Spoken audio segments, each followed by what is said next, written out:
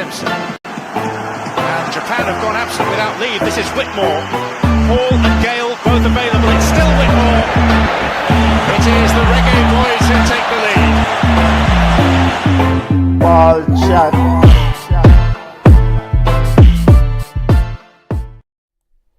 Greetings, football lovers. Welcome to Ball Chat Podcast, the show where we review some of the week's major news in the world of football. I am Benton, your host for today's show. Junior, my partner in crime, and Ball Chat co-host is running late. By the way, family, we have quite a few pop-up thunderstorms here in Atlanta. So Junior may join in. I don't know if power is out on his end. So if there's a situation where power is out, of course he won't join us. But we'll see what we're going. You know, we'll hold down the fort and do what we need to do. Football discussion live and incoming. Football discussion, jam-packed show today. A lot of things to discuss. Cameroon is out and about. Cameroon is refereeing games as usual. Cameroon will join us when, I don't know when Chelsea corner dark. Cameroon is not into Ball Chat as she'll taking a break. So on today's show we have Liverpool versus Fulham. We'll take a look at the Liverpool versus Fulham game. A massive victory for Fulham as Fulham push towards a European place.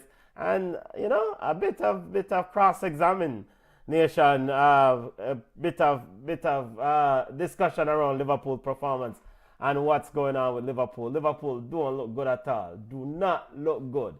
In fact, you know, I'm going to make sure some audio is coming in crystal clear because you don't know. I want to make sure so the people are hearing me live and direct. You don't know. But ultimately, Liverpool don't look that good. You know, questions for Slot and company. We'll also take a look at Valencia. Valencia, massive victory over Real Madrid as Real Madrid is prepping for Champions League. Arsenal has the script and the playbook for this Real Madrid game coming up in the middle of the week in the Champions League. Valencia has played Arsenal quite difficult. We'll take a look at the Champions League games coming up. In particular, this Arsenal versus Real Madrid game. Arsenal has the script. If you watch this Valencia game again in detail, and the first leg where Valencia also troubled Real Madrid in La Liga, and if you can, you know, Mikel Arteta can implement a similar strategy, Arsenal will have a chance, a significant chance, I think. But we'll discuss that in Champions League preview later on in the show. We'll take a look at the Reggae Girls. Reggae Girls versus Mexico. Not a good deal for the Reggae Girls. Dion Burton, you know, said it was mistakes were made. You know, this is the first of a 2-game series against Mexico.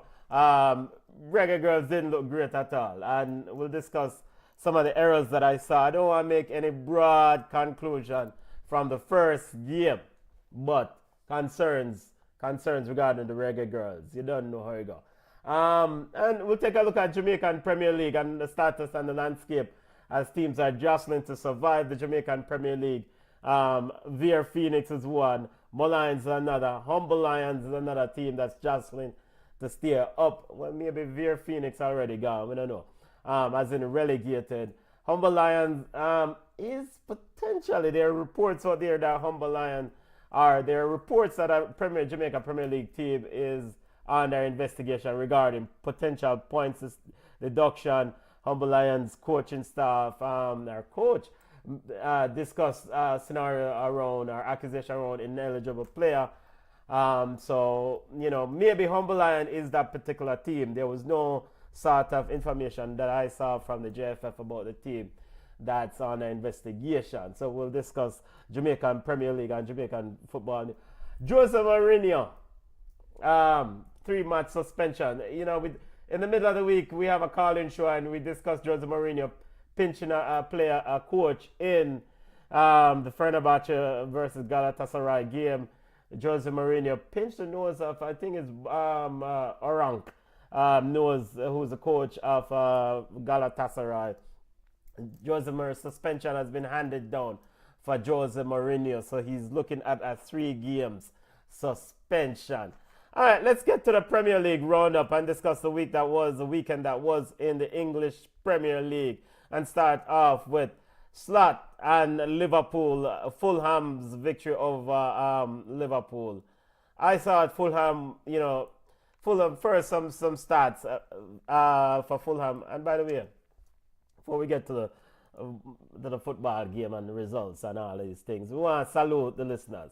I want to big up the listeners, because those of you who join us week in and week out to discuss ball chat football, to join ball. Big up to all listeners. Thank you every week for joining us. You're forwarding, and big up, big up, big up. I want to thank you always. So we always appreciate the listeners. Junior's officially, I think he's joining, he's logging on. You don't know Manchester United derby or Manchester derby, we'll discuss that, but you don't know. We don't want to for long talking on the game, because the game is bad. Engineer Wagwan, how you still? I think he's on. Yo, excuse my tardiness, people. I will tell you what, man, I never believe it.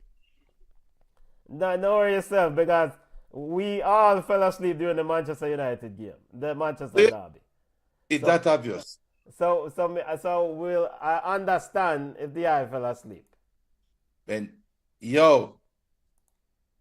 Benton. Yeah. I was sleeping since 2 o'clock. Yeah, I fell asleep too.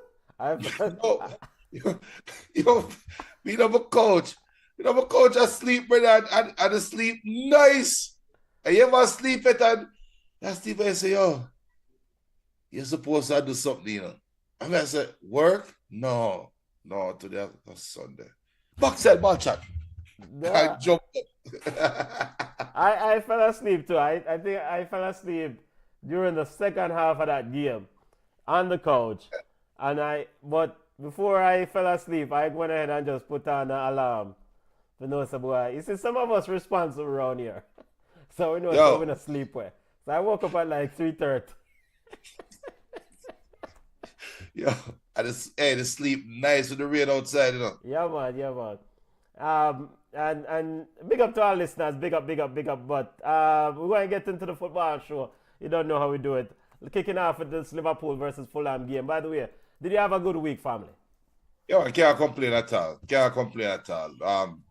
Spring basketball is here, so I'm up from 5:30 yesterday, and we just now get a good sleep earlier, so can't complain. No rest for the Riri right now. No. And speaking of basketball, the women's college basketball final is on with UConn and South Carolina. UConn have put on a fix-up on South Carolina. UConn, the number 2 ranked team versus the number 1 ranked South Carolina. Which is unfortunate, especially with what Dan Staley said earlier about the game. And I don't want to make it about race, but she did bring up the race factor. And I was hoping she can survive another year.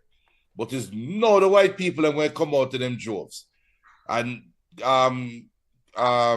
Buckers, whatever she want to name, Paige. Yeah, Paige. The Paige buckets are buckets. Buckers, whatever they call. Yeah. She did it for Caitlin Clark and all the Caitlin Clark supporters, because remember Caitlin get her penny bust twice, and the white people across America were hoping and praying and all. So it's unfortunate, but you can deserve it. And Paige and the number 1 freshman in America. I know this is for football show, but they have the number 1 freshman, and that girl solid, the center for UConn, solid. So UConn is in good hands for the next 4 years. Oh man, I mean, all right. Regardless of what done, and I watched South Carolina and both teams throughout the tournament. It was inevitable that these 2 teams are gonna meet in the final. I mean, I know UCLA and had the overall number 1 seed, with their big center, but South Carolina, has won the title with Dawn. So them just have to retool and build again, because it's good to see women's college basketball being competitive, and because of Dawn and others, because there was a time when you can fix up, just dominate this thing.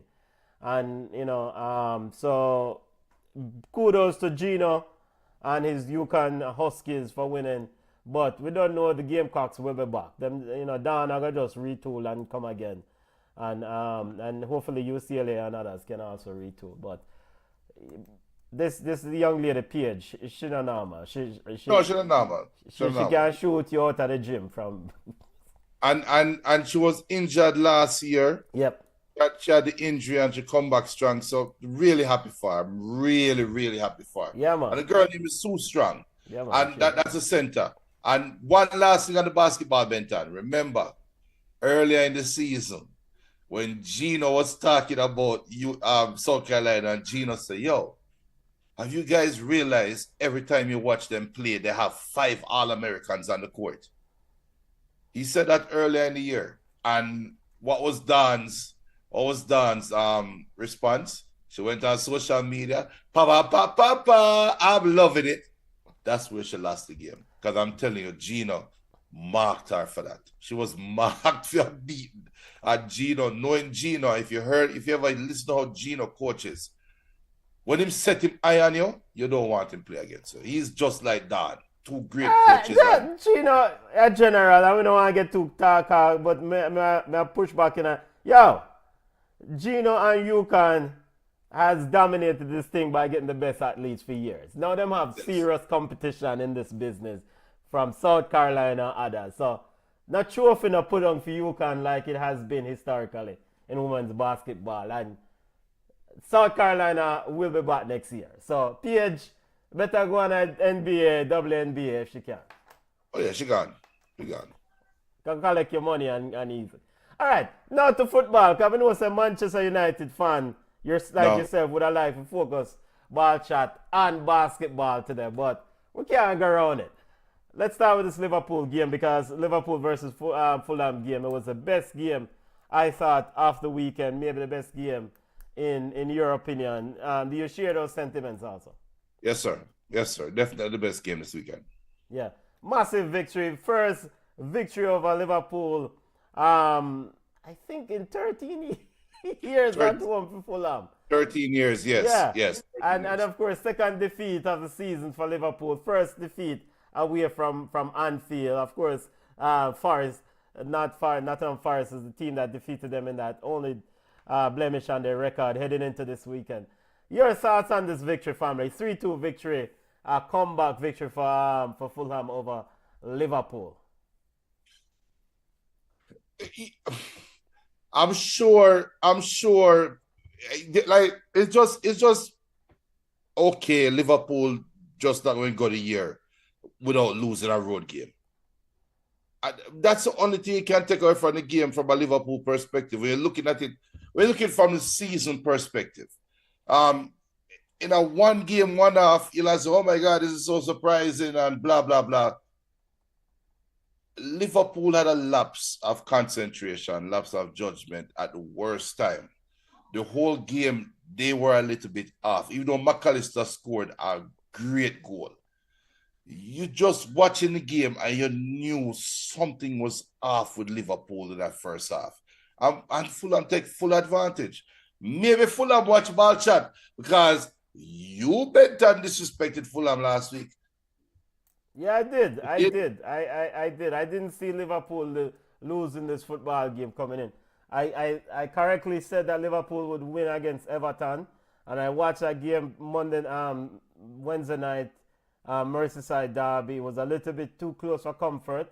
I thought Liverpool was lucky, and heading into this weekend, there's a couple things that more get off my chest. Ball of the week to Calvin Bassey, defender for Fulham. And, if Fulham does make it to Europe, because it's something that they're trying to make it to Europe, right? It'll be a monumental achievement. The lights has been shine on Andres Pereira in that midfield. I thought he was excellent, especially with the fact that Joe Palhinha left Fulham. And so Andres Pereira, you want him to show up in these big games. And I thought he was excellent today. Muniz, excellent also. But I think pound for pound throughout season for Fulham, Calvin Bassey in that defense has been something steady, firm, and really physical against opposing players. Ball of the week. Bug of the week to Mohamed Salah and bug of the week to Arne Slot. And the reason why, at some point we have to make a decision on Mohamed Salah. And it's just any player. Mohamed Salah is not playing good football. Take him off the field. Take him off of the field. This idea of trying to squeeze Chiesa in down the middle, round upon the left side. Chiesa is a right wing. Put him on the right wing and tell Mohamed Salah, come on, let's see it. We saw it too many times with different managers. Brethren, you're Liverpool, you're a big side. Mohamed Salah now playing the ball. I attributed to Ramadan a few weeks ago. Ramadan done right now. Come off of the field, you're not playing the ball. And also equally important is that if Mohamed Salah is not gunning offensively, there's a defensive liability. Because Mohamed Salah now going to do the heavy lifting defensively. So come off of take off Salah off of the field. That is why I'm giving Slot a bug of the week for that. And Mohamed Salah. I mean, I'm not give Salah no bug because him just now play a good ball. Now play no ball. I see you smiling, so I feel that at some point. I know all the Manchester United listeners. We get to Manchester United later on. Text me. That is a Liverpool man. That is a Liverpool man. I know it's a Liverpool man, but I tell Manchester United man themselves people for wait till later on. We'll get to for them side. But Man U is irrelevant right now. Yes, no, this is a football show. Everything relevant. I told you a couple weeks ago that which game was it? I think it was the first Merseyside derby. I was telling you that they will be coming with their knives out for Salah. And look, Liverpool winning the title. The biggest bug of the week goes to Arsenal right now. Goes to Arsenal. Because how many what if weeks Liverpool has given? Yo, what if Arsenal they find a way for win for them game? What if? Them not do it. Them not hold their head in the bargain. Liverpool is a big side. Liverpool, but they are human. They are not the Invincibles. Liverpool have defensive issues. We can cuss off Salah, yes, but Jota should have scored his one-on-one goal and get the game closer early. We can cuss off Salah, yes, but what the hell is Robinson doing across the ball? The number one sin of a wing-back that any level of football, from you're 9 years old, you are told that to do what? Put the ball across your goal. You make bug Iwobi score.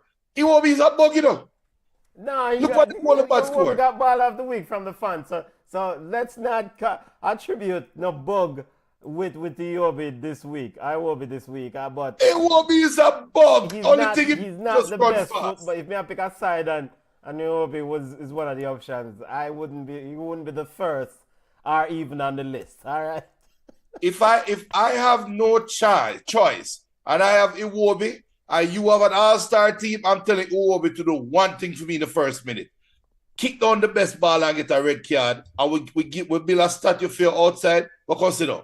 I don't want you to kick the ball for the side. Right. That being said, to be fair, yeah, he's one of the hardest working footballers in the Premier League. It's a youth who work for his.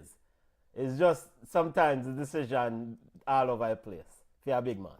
He's very Darwin Núñez-like.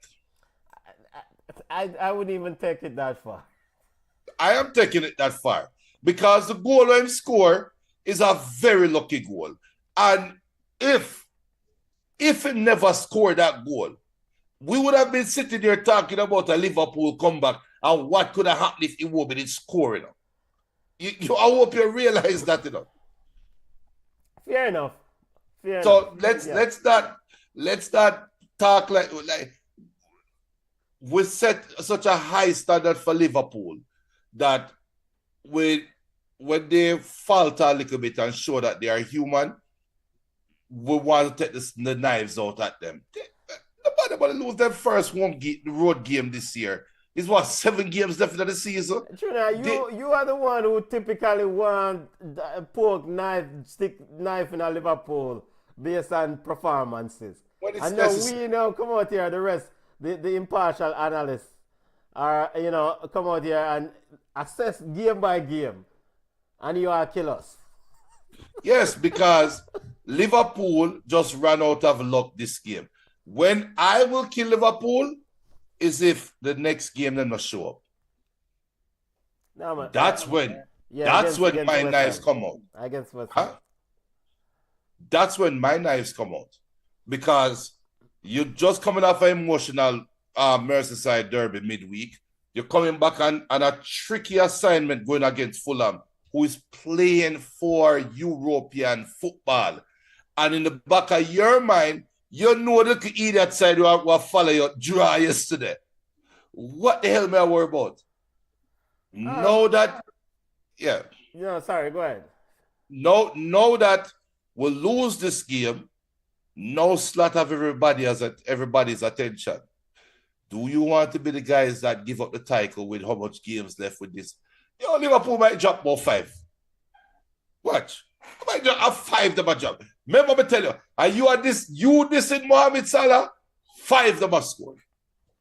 I mean, that's fine. Yeah, them get a team to fix up next week. I mean, they have a week off and them get a chance to get themselves right.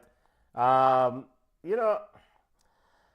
right, a couple things. One, rebut a thing right off the bat. You always are try to squeeze Darwin Núñez in a bug conversation. It's like, is it my assessment? Is it fair to say that you kind of label Darwin Núñez as the ultimate bug? He's the ultimate disappointment to me. I mean, I wouldn't equate Darwin Núñez with Iwobi bug status. I would. Okay. I would because of the level of expectation. I would because all Darwin have to do is be serviceable and Liverpool can have an all-time. I can have a very good team, a great team. They're already a good team. If Darwin Núñez was serviceable, we'd be talking about multiple trophies this year for Liverpool. Can we agree on that? Fair enough. Potentially multiple trophies. There were other things that rear its ugly head today, in the Liverpool game. Núñez made Virgil van Dijk life miserable. And Virgil van Dijk did not want to be engaged in a physical battle with Núñez. And normally Virgil is calm, cool, and assured at the back. So I'm not saying that we should go find West Ham to find a physical player to go stand on Virgil in the next game, but he didn't look comfortable against Núñez today. And again, that's maybe I am thinking too much from a seasonal perspective for Liverpool, but there's no surprise there. Earlier in the year, we were talking about Virgil has lost his step. Earlier in the year, we were talking about Virgil starting to become a defensive liability. Sometime it's going to show its head. I am not surprised at what happened. And the confusing part about it too, because they went to a back 3. He took off Kanate, and Virgil was outstanding when he went to a back 3. Brought Gravenberch back. He was sealing up everything that came around there, to put it correctly. Even was muscling Mr. Ilop brother, Adamana Traore. So, I don't know. Maybe just bad day at the office. Slot did ask about complacency. Liverpool did take the lead. He said there's too much experience in this team to be complacent. He said, he did in a post-match, he didn't really have to say anything much to the locker room. The players put their hands up and say, yo, we'll go again. And I don't think that's a good thing. Because go ahead. Let me make sure I get the comments correct here. Slot, there is a sentiment that Slot is just riding the the wave of clapping them. There is a sentiment that Klopp gave Slot a gassed up Ferrari, changed the oil, and do everything in that car and said, honest Slot, I'm selling you this car. And you have a 1 year service plan. And he's surviving the year with the car. He's not doing anything crazy to the car. After the year is over, then you see him start to, you know what?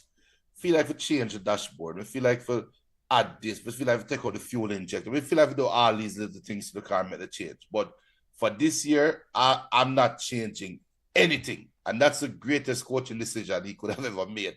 By not going there and trying to implement his system or implement his thing. When you hear a comment like that, then the question now becomes, what's the purpose of the coach?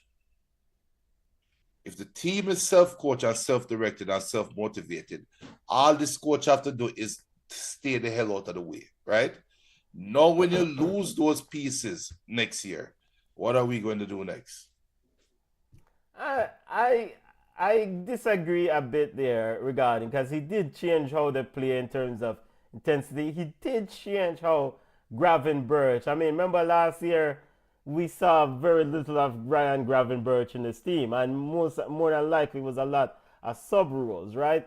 So by essentially putting in a trust in Gravenberch, I said I think in and early on the season why did Slot miss a trick by not playing Gravenberch in the middle of the park. So because remember Klopp last year heavily, or in his tenure down the stretch, in his final years, heavily relied on McAllister in that deep line role. No, Slot came along and said, no, free up McAllister, let's give Gravenberch that role, and Gravenberch has been outstanding. So I will give Arne Slot a lot of credit now for what he has done with this Liverpool team. He took the players and made them, man, pretty much tell Endo, said, go and go rub bench until I need you. You know, which is somebody that Klopp also relied on later on in games. I just think they got exposed by a team today that was not gonna just walk and say, boy, yeah, Liverpool get it. And in the first encounter in the season, Fulham did push them to the limit. And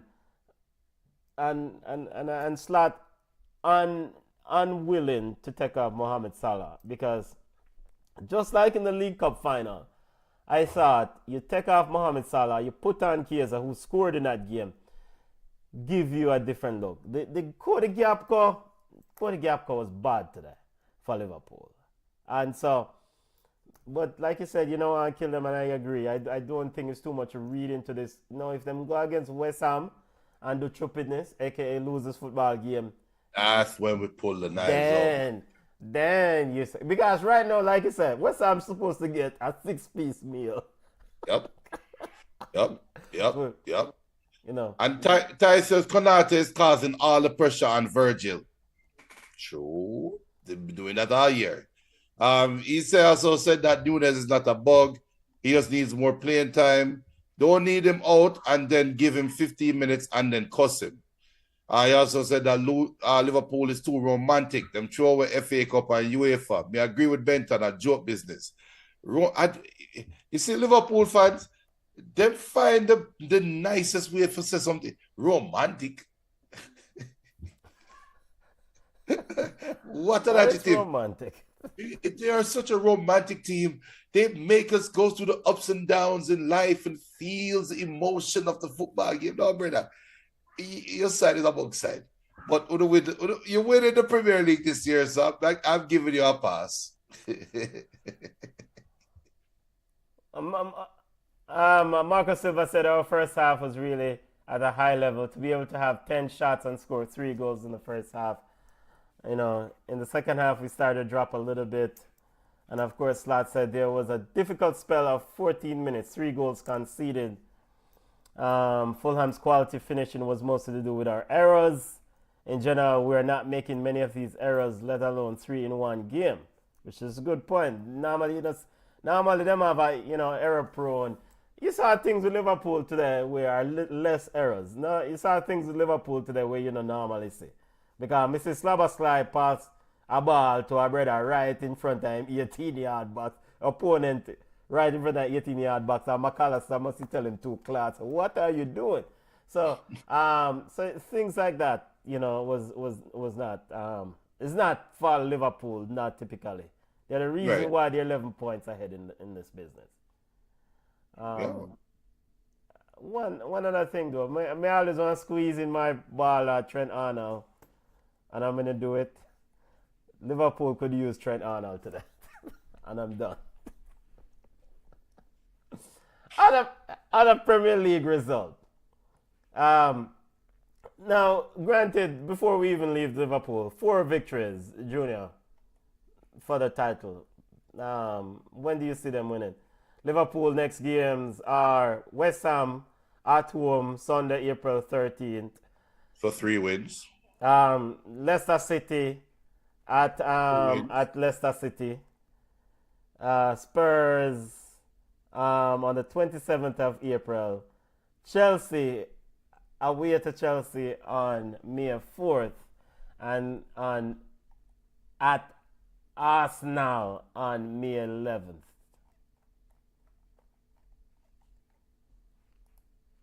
Let's get to let me pull up the wait, that's that Liverpool played Arsenal on May 11th? Yeah, May 11th at Anfield. I think that's when the... Should Liverpool kind of just easy and just win 3 games and just tell Arsenal to come take a fix up on May 11th? You know, there's something to what Tyrone said about Liverpool being romantic, You think? Because you think? that will talk to me. That will be the day. Romance. May 11th will be the day when they win the title. So you're saying that Liverpool say, yo, we have Arsenal fix up May 11th. That's how we have win title. That might be Liverpool's best game of the year. Yo. Just imagine NBC, Peacock. You never walk alone. Normally if the game start at what time? Which game that is? 10 o'clock game. 11:30 on Sunday. That's the prime time game. Yeah, prime time game. That's their best game. Prime time game. 11:30. English Premier League. Today they will like if NBC producers, because Rebecca Lowe, whatever the hell her name is, she just talks what the producers. She just said what the producers say in her ears. And them cuss off the 2 Manchester teams for displaying such a low, and I put low in quotation, quality football game, because she don't know what the hell she's talking about when you say that. Rebecca Lowe is a very good analyst. I know business. And ball chat don't care.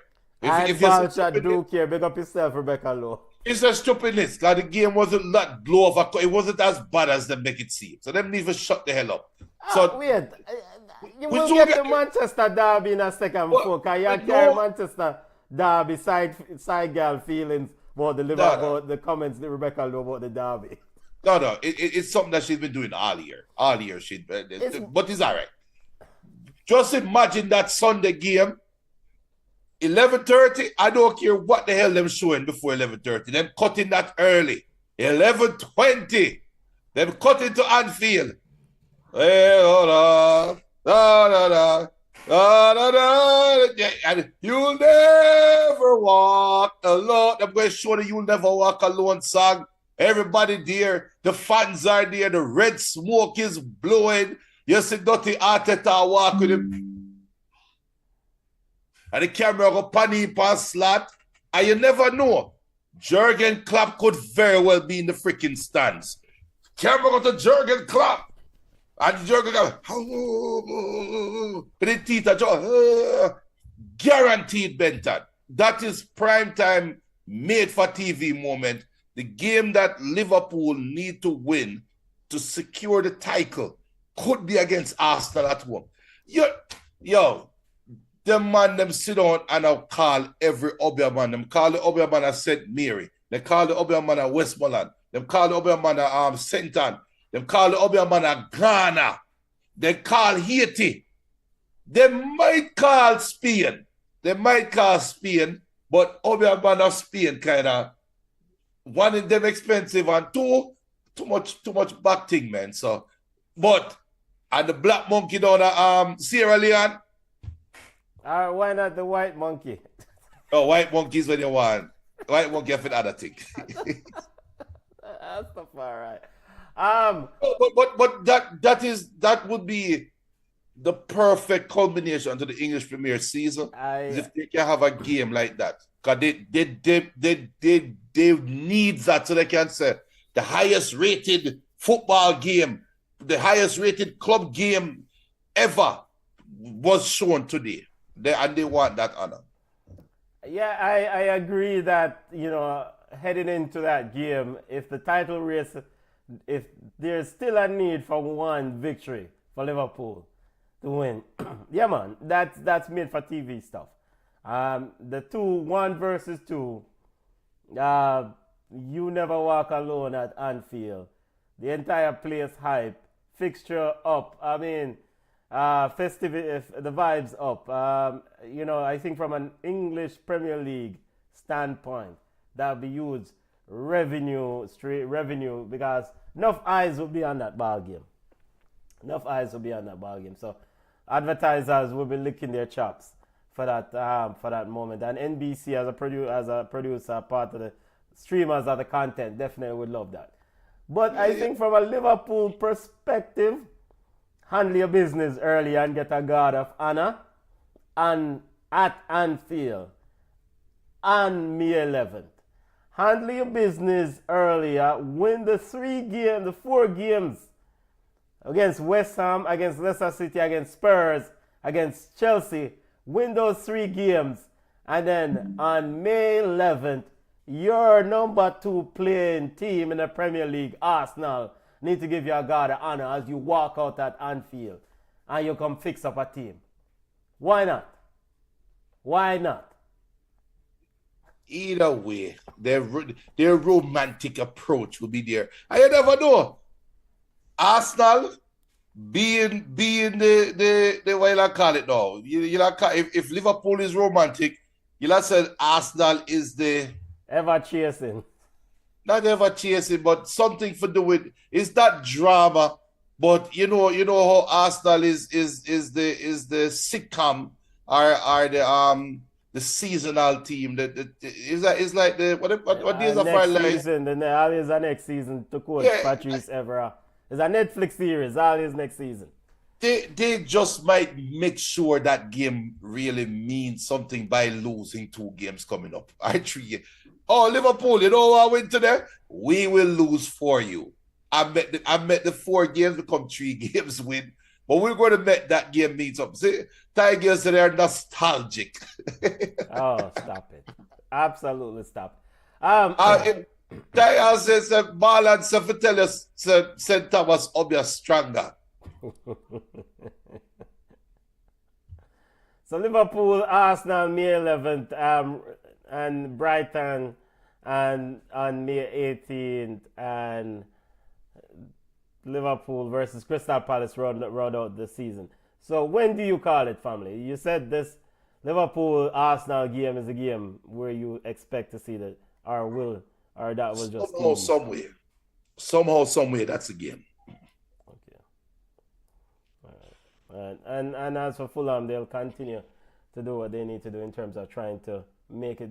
Does this Fulham team slide into Europe for you, family? And we'll look at the table here in a second, but do they slide into the European slot? Which European slot? Looking at the Conference League, anything in Europe, they will take.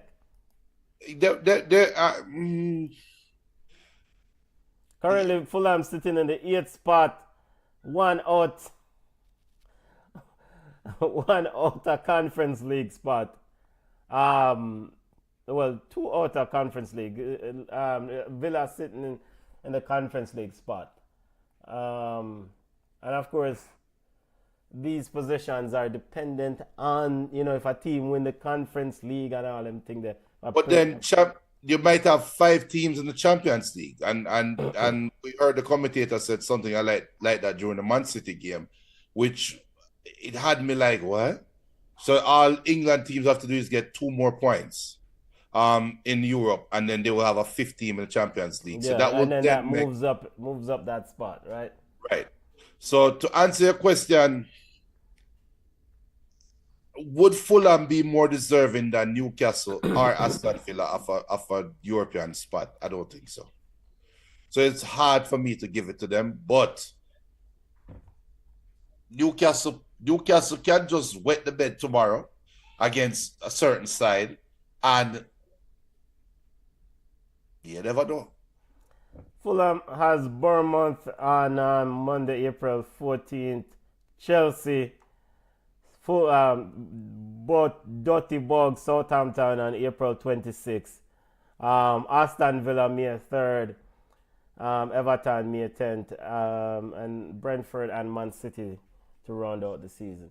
The beauty about it is just the mere fact that Fulham is are in conversation about European spot is an achievement. Yes, so you've accepted, looking at their remaining schedule, see that they're playing the 2 teams that they're chasing.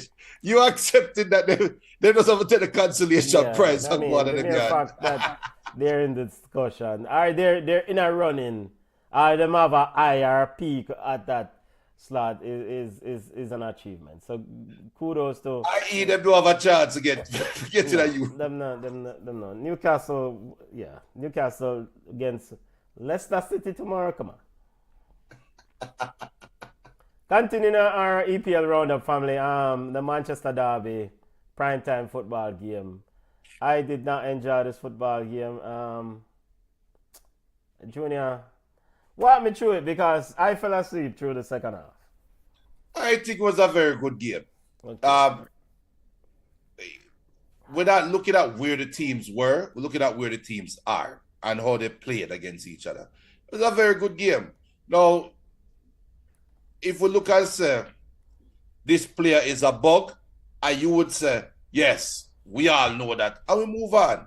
This player is a bug, yes, we all know that, and we move on. This player too old, yes, we know that, and we move on. And both clubs also know that. And that's a key thing. So that's the reason why I get kind of pissed off with Rebecca Lowe weekly selling this rhetoric that Manchester United is not getting better. Lads, this cannot keep going, can it? Ruben Amorim has taken over here. Blah, blah, blah, blah, blah, blah. Shut up, man. Shut up. You don't know nothing about football. But okay, I respect your attributes and what I do respect her knowledge of the game. But there's an agenda against Manchester United and Ruben Amorim in the press. And they can't help but show it. Man City. Manchester United, who has dominated the Premier League for the greater part of this thing switching over, there's an agenda against Manchester United. Yes. Because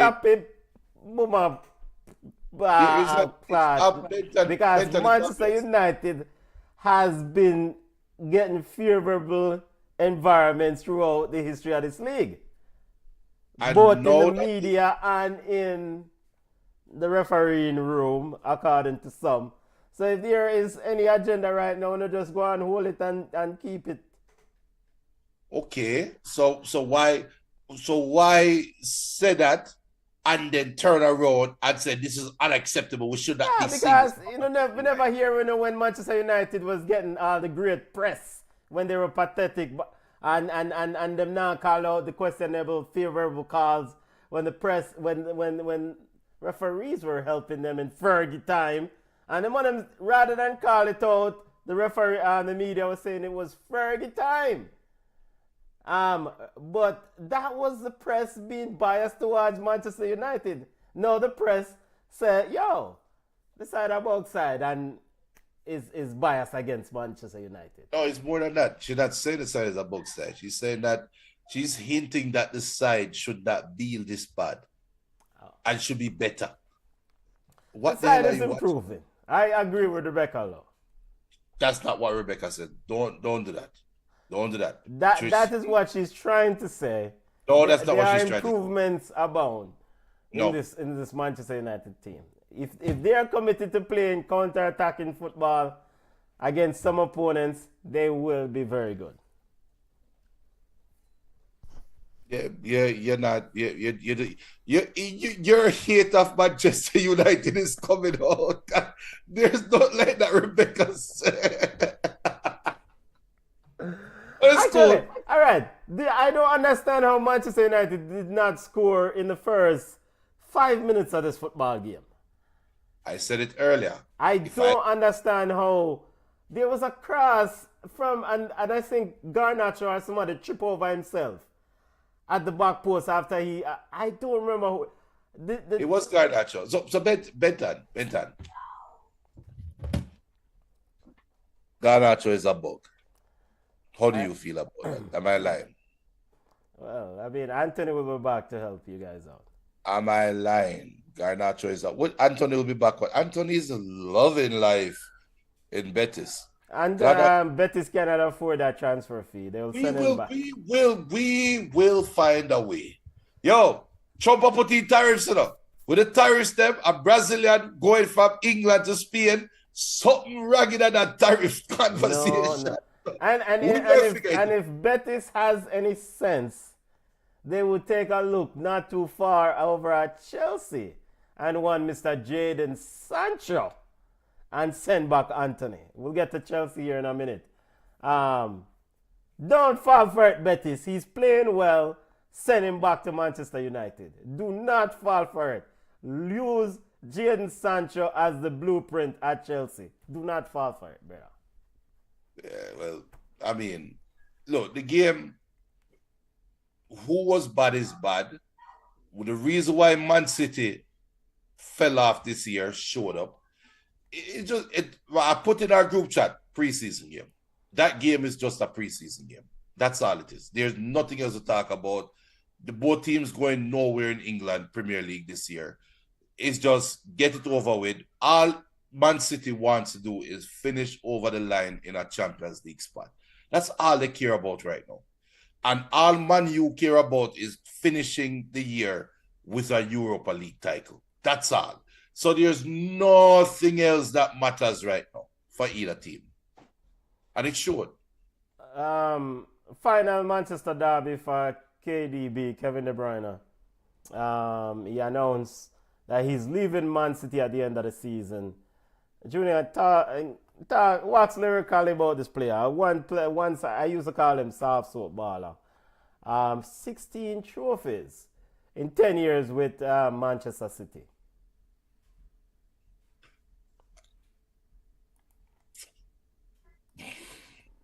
It's very easy. Like, when you look at Kevin De Bruyne and how he started, I'm talking his club career when he really hit the scene at Chelsea, had to go back, cut his teeth, come back, reinvent himself, go under Pep Guardiola, take some coaching, take some learning, take some tutoring from other players that were ahead of him and become the player that he is.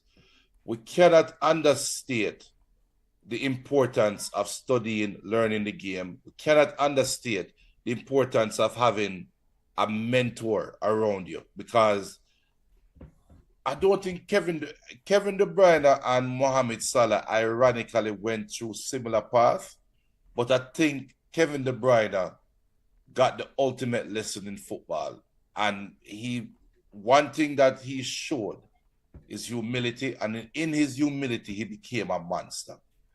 He became a monster footballer because he sat back and learned.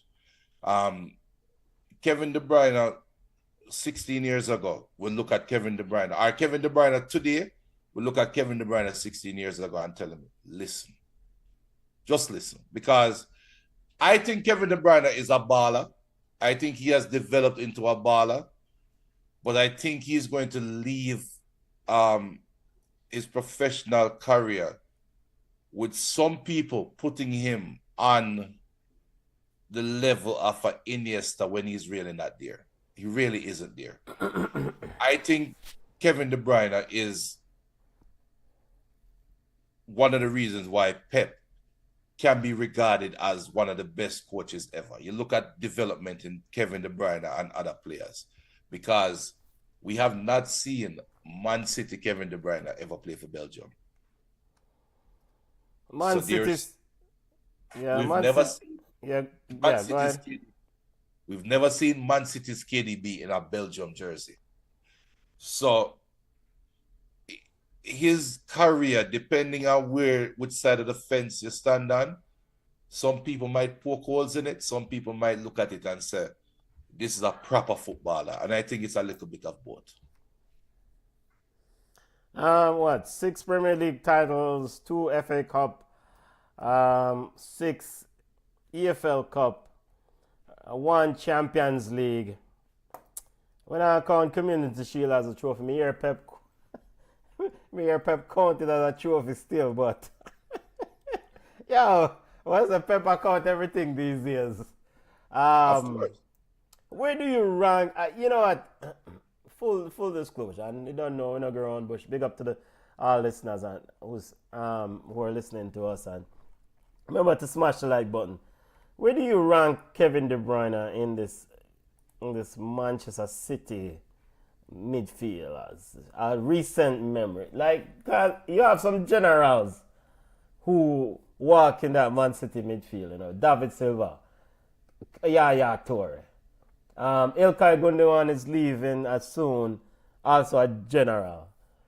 I mean, some has put Kevin De Bruyne as maybe one of the best, if not the best, English Premier League midfielder in the last decade or so. But that's why I said that they're going to put him with Iniesta. I went past David Silva. I went past Fernandinho. I went past Yaya Toure.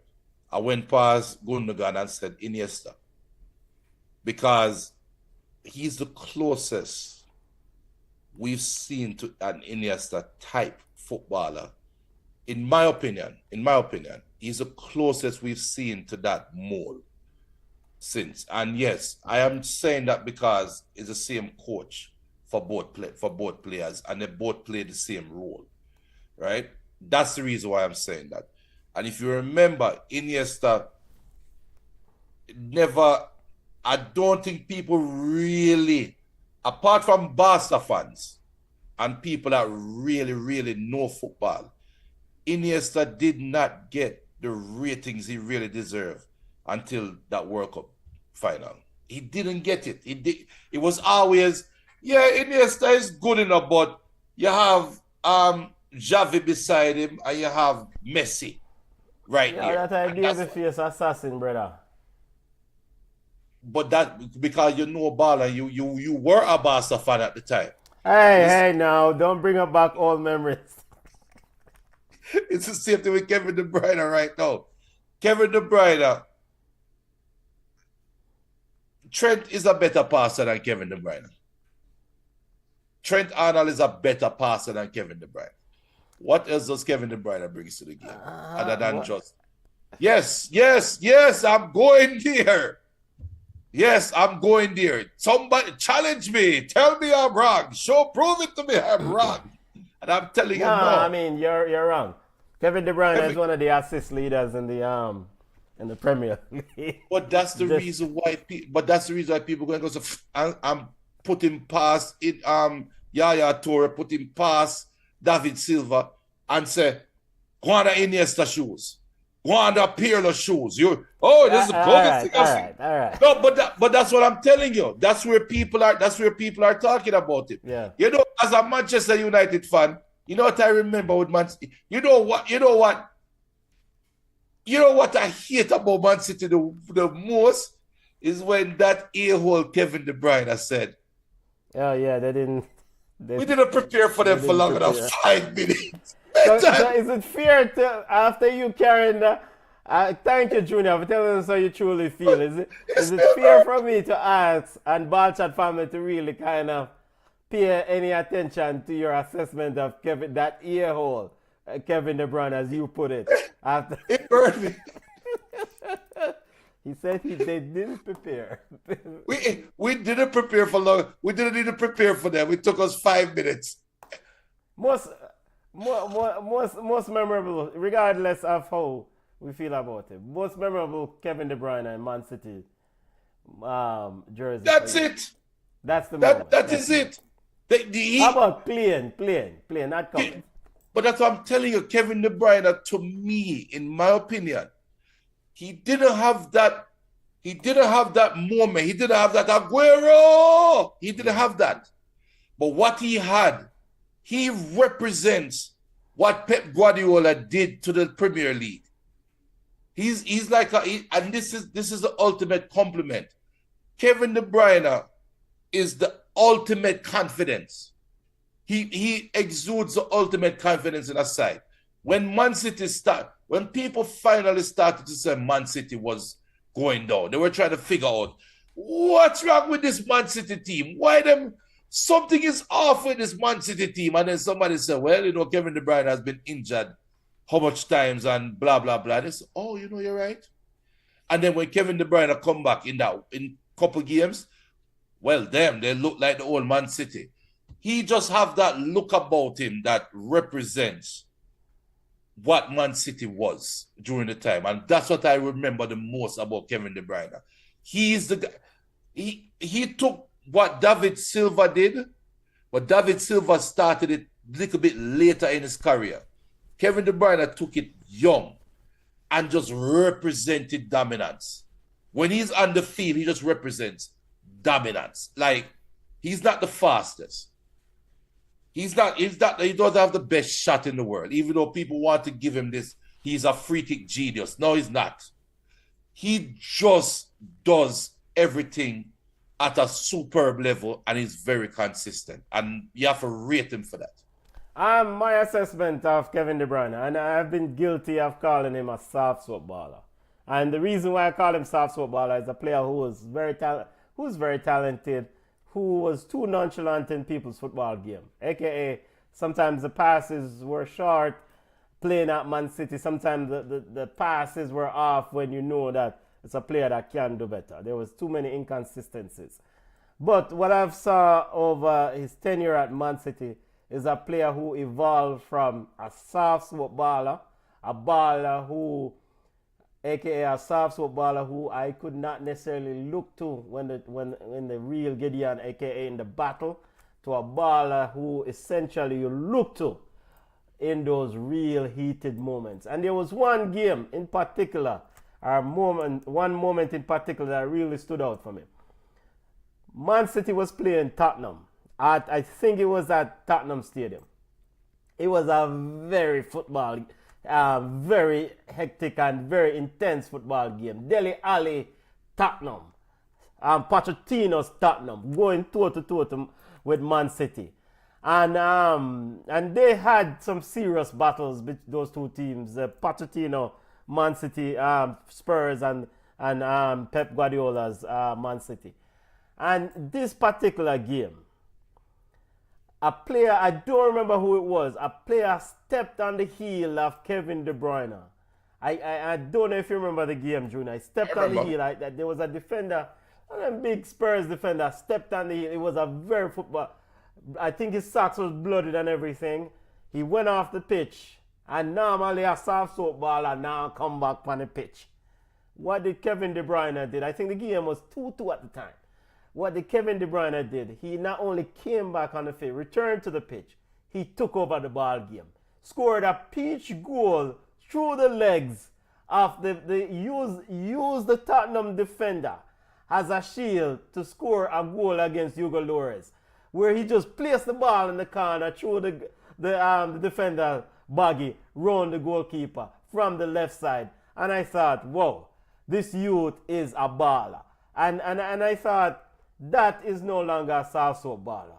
That is a player who said, yo, look to me, I got you in that football game, in those very, very heated moments against Tottenham. And we don't know if Tottenham is Tottenham, but there were moments between Tottenham and Man City in Pep and Mauricio Pochettino's tenure when they really had some very, very difficult games. In fact, I think Tottenham eliminated Man City from Champions League one year. I think 4-3. And those were some very, very tough games. And that game in particular stood out, that moment in particular stood out for me. Why I said, yo, this youth is not no soft soap baller anymore. And you saw after that, like following, it's like, yo, David Silva, yo, whatever. It's my team now. It's the Kevin De Bruyne's team now. Yeah. And he took that team to the next level. So big up to him. Big up to him. And his achievement and his tenure. We don't know how many of these trophies will last after the 115. Ain't nothing gonna come out of that, man. We don't know, but excellent footballer. And he's not in any shoe by any stretch of the imagination, but excellent. As for the game itself, yeah, it is what it is. Big missed opportunity for Man City to be able to leapfrog the fourth place Chelsea and get into that. And this is the state of affairs at Man City now.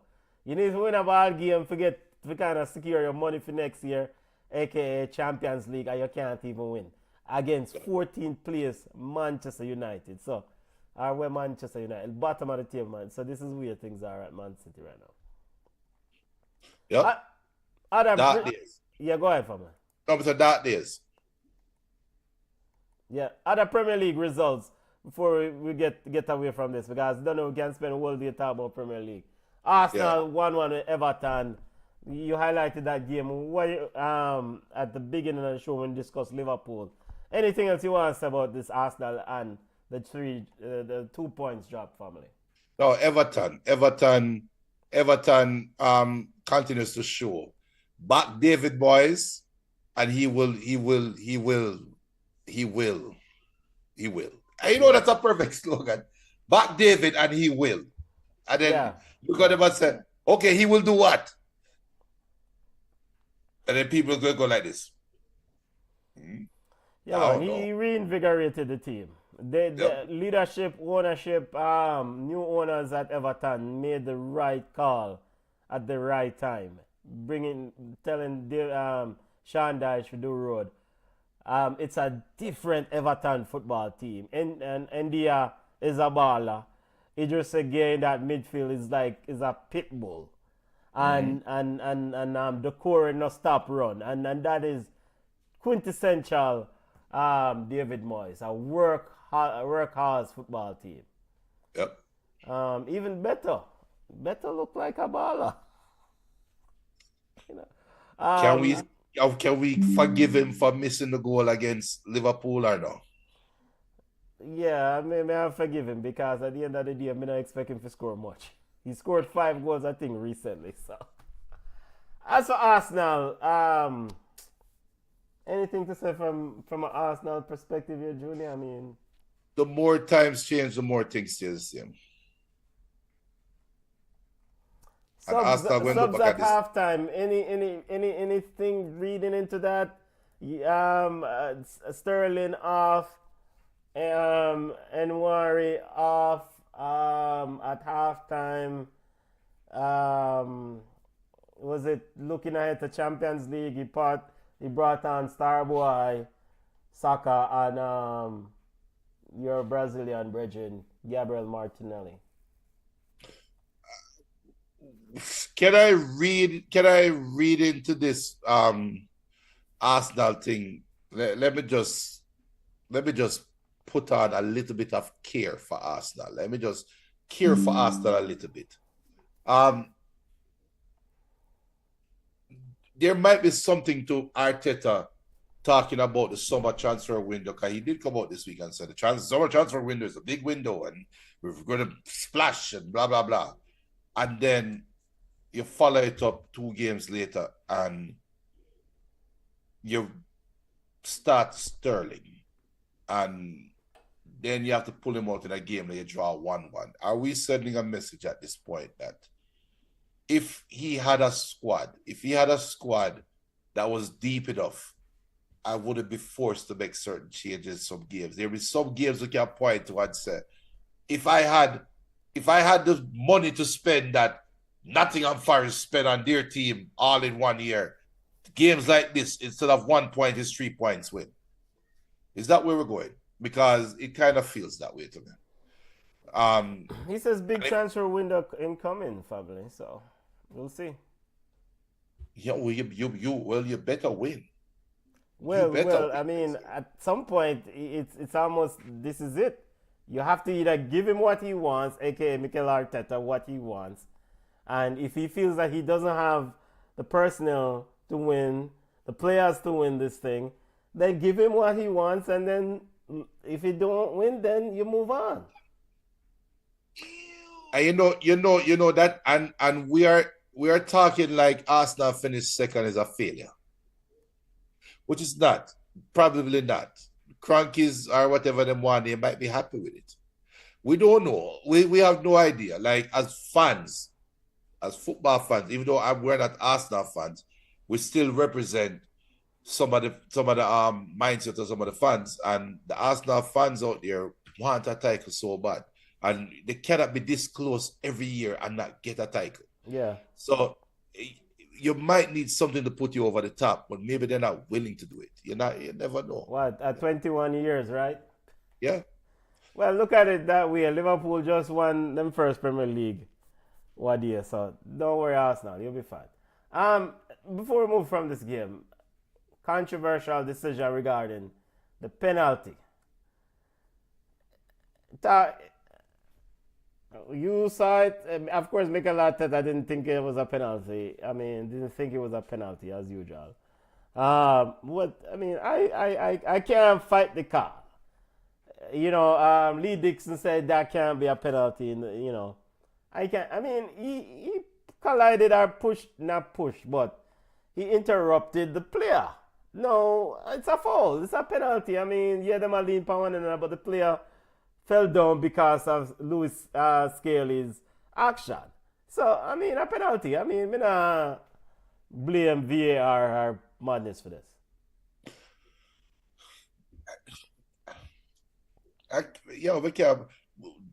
Where did Lee Dixon play football?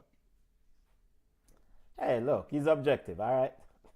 Lee Dixon is a former Arsenal wingback, isn't he? He's objective. Doesn't matter. It is. What a side love for the excuse, man. What a side love for this. No, I think there's sometimes, one thing I will yield with the excuse, but I want to actually see the product, see what actually happened, and see if they have a legitimate gripe. And this one, I don't think this was a legitimate. There is not a gripe, dear Benton. No, somebody out there would say it's a soft penalty. Somebody out there would say I wouldn't give that. Lee Dixon did say that. Right. And fair enough, you're entitled to your opinion. I would say, well, I've seen worse given for penalty. I've seen less given for penalties. Fair enough, I'm entitled to my opinion. The opinion that counts the most is the referee in the middle. And the referee in the middle say, oh, that's a penalty. We'll move on. You, Arsenal, okay, you give up a penalty. Why not score a second goal? You are chasing the Premier League title. This is the day before Liverpool play against Fulham. Anything can happen. You have 40 minutes. You just gave up a penalty. You have 40 minutes. It's not like Everton is pushing you to the brink. Why not go get a second goal? Let's talk about that instead of bemoaning the penalties. So what you don't want to do? You don't want to finish the game one love? That was the plan? You just want to score one goal and never score again. So you ask a question. Is one of those regular penalty calls where some will give, some will not. Not bringing it back to that game, but the Kovacic, Casemiro coming together today. Yeah, that could have been given as a penalty. I wouldn't want a penalty out of it, but that could have been interpreted as Kovacic, however you want name, reaching Casemiro's leg after Casemiro reached the ball and impair him, and penalty. And every Man City fans will be beside themselves. We Man United fans are don't like, well, how so the game go. You get some, you lose some. That's what happened in that penalty call.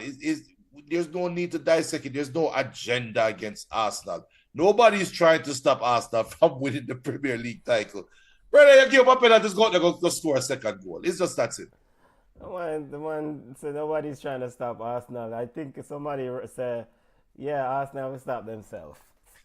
You know. Other results coming on in this weekend's EPL action. Chelsea 0-0 at Brentford. Maresca say almost work. What almost work? He left Jackson, Cole Palmer, and a few others on the bench with an eye on the Europa League or Conference League game, quarterfinal game, but just couldn't secure the points, Junior.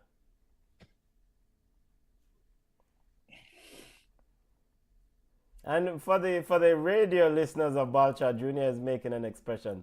We can't translate that into audio language at this time, but we'll once AI figure out a way to translate. I don't know what the hell to say. You know that Junior looking befuddled. I don't know what to say. What is there to be said?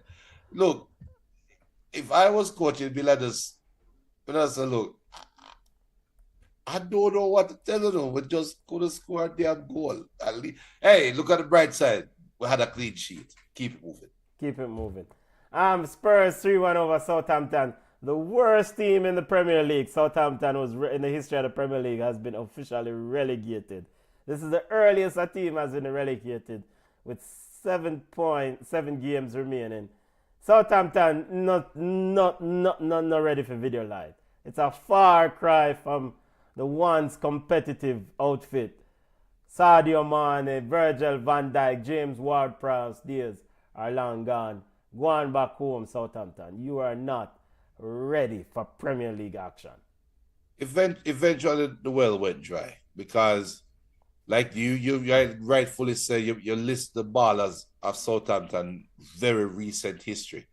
But what happened to those ballers? As soon as they get developed, they move on to our next team and get a better team. So I'm taking money from those ballers. Let them use it buy something else. Yeah, you get other ballers, but then the problem is you're not going to hit the jackpot every time. If you are constantly hitting the jackpot, which the jackpot in this case is bringing in a replacement baller, and a replacement baller plays just as well as a player that just left, you're really riding your luck. But Brighton is going through the same thing that Southampton is going through right now. Brighton is not what Brighton used to be. But Brighton is not getting relegated from the Premier League. Yet, there is still time. Here's next year, Benton. Next season will come. Southampton has been piss poor, absolutely piss poor. And we looked at, I recall their way to the Premier League when they defeated Leeds in the Championship playoff. I think it was on penalties, and Leeds probably would have been more competitive in the Premier League. Defensively, they have been poor. You can't concede so many goals and want to play Premier League football. Go on ahead. And getting rid of your coach mid-season. Well, the coach said the old coach Russell Martin said them now play. He thought that they could play passing football, Barca football in the Premier League. You've minus 51 goals difference. That must be a record, Bridget. But that statement they just make, it doesn't. It's apples and oranges. It's like, we want to play Barcelona football. And then the very next breath, we're giving up 1 million goals. Wait a minute. But Barcelona football is possession football. We're talking about 70% of the ball, 80% of the ball. How are you giving up so many goals? So, wait. That means you're supposed to be possessing the ball 80% of the time. Yeah. Oh, you give so much goal. Yeah, I give so much. 70% of 90 minutes is 56 minutes. Is 56. 63 actually. Yeah. I mean, all right, there's a graph here of Southampton's position from week 1 all the way to week 31. Brethren. And Southampton had spent majority of the season in a relegation zone. From week 1, they were in 16 possession. And week 2, they were in 16. And ever since then, they've been 19th, at best 18th, 19th again, all the way to, to back to 20. I mean, they are not Premier League material. And good luck to them returning. And, they're not even supposed to return because surely the championship should say, yo, stay there for a while. The championship teams can't wait for all them. Yeah, man, give them a fix up. But speaking of which, all these newly promoted championship teams might get themselves returning soon. Ipswich, Leicester City, of course. Leicester City came up with Chelsea's manager, Enzo Maresca, and Karen Shrewsbury or whatever. Chelsea subsequently signed Enzo Maresca and Shrewsbury. Ipswich, all these three teams, Junior, are going down. Not good riddance to them. Good riddance. And we circled this game against Wolves on Wednesday in our weekend call-in show. I would say, yo, this is it. You either win or you dog them up. And of course, Ipswich took the lead and gave up 2 goals in the 72nd and the 84th minute. And poor Ed Sheeran. I've got to send back the side now.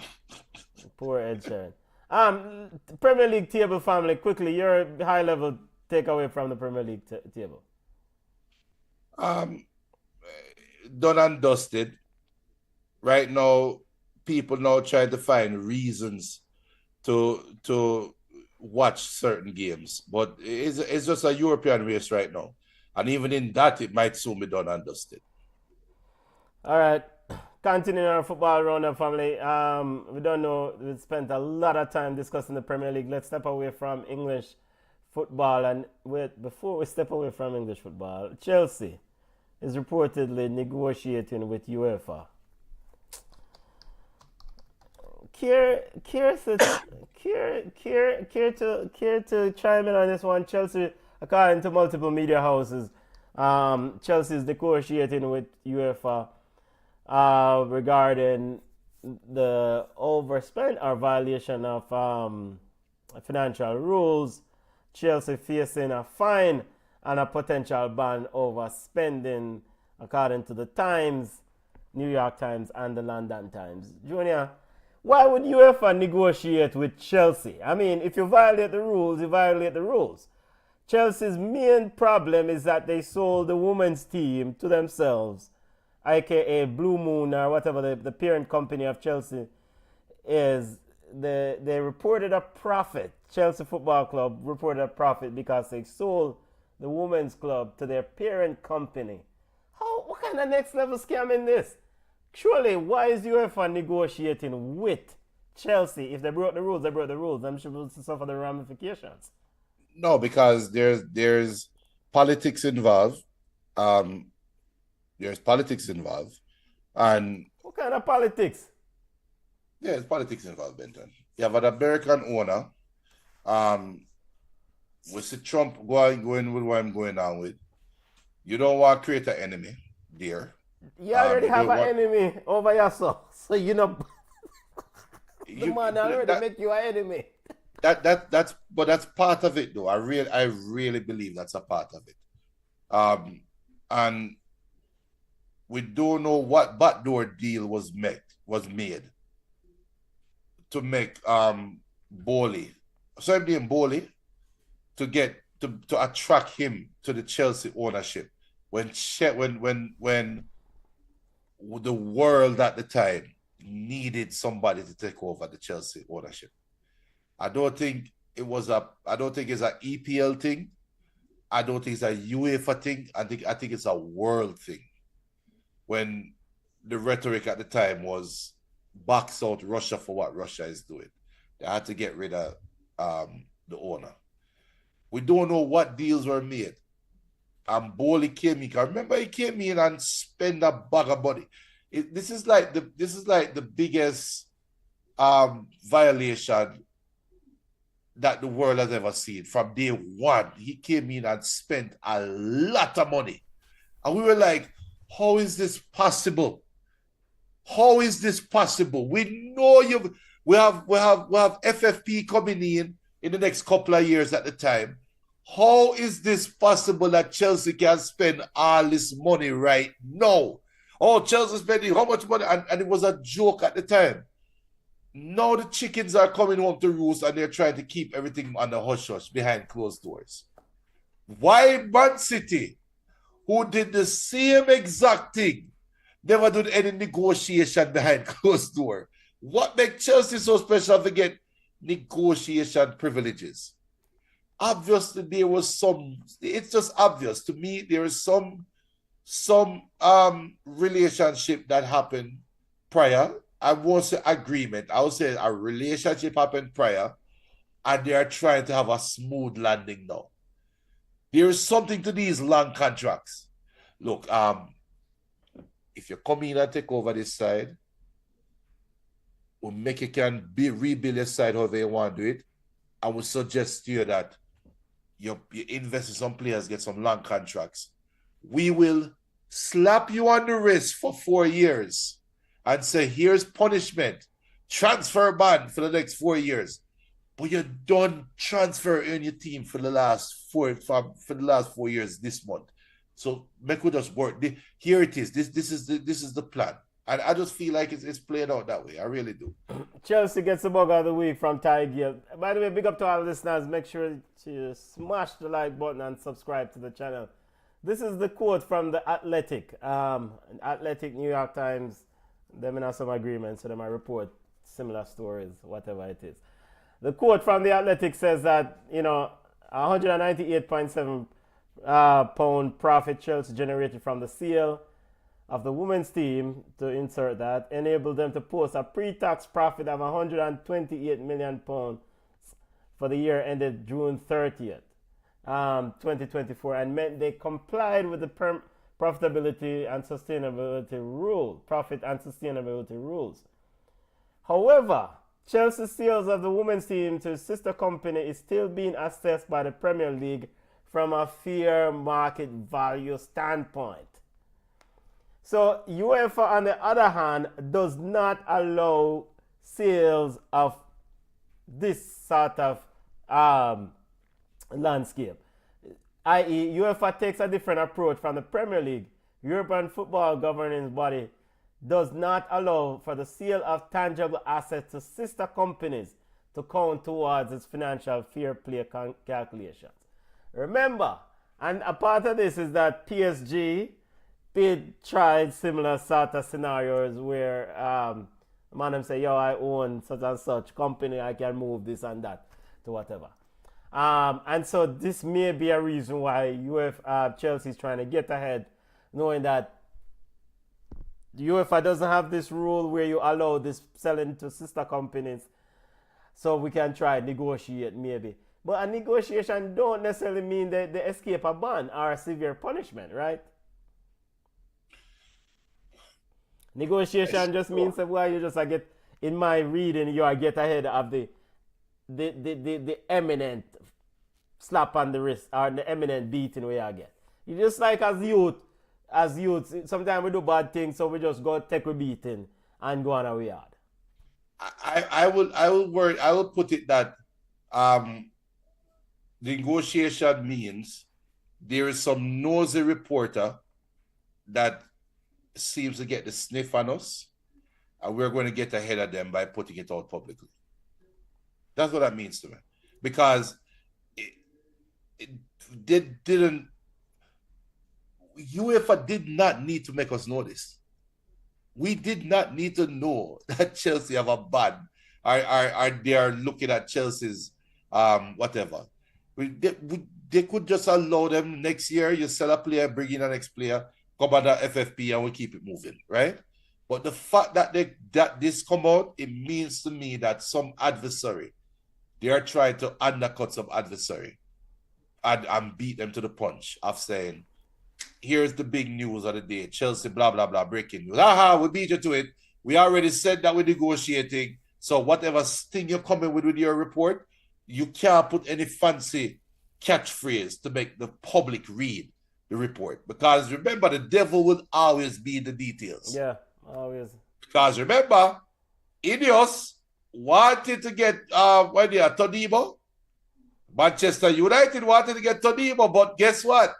They will have to be negotiating with themselves for that player, and UEFA was like, "Oh no, happen, no." Yeah, but because they want another club where the player was at. You can't sell player between yourselves. So how the hell you sell a whole team? So how you sell a whole damn team to yourself? And this is why you got to negotiate your punishment. But it seems like on the front end, again, some of these things would be averted. Because even though the Premier League allows this, unless, Todd Bowley and his the money have billions down pan, and them lawyers now read the fine print. Because the Premier League allows it, but the UEFA covering body doesn't allow it.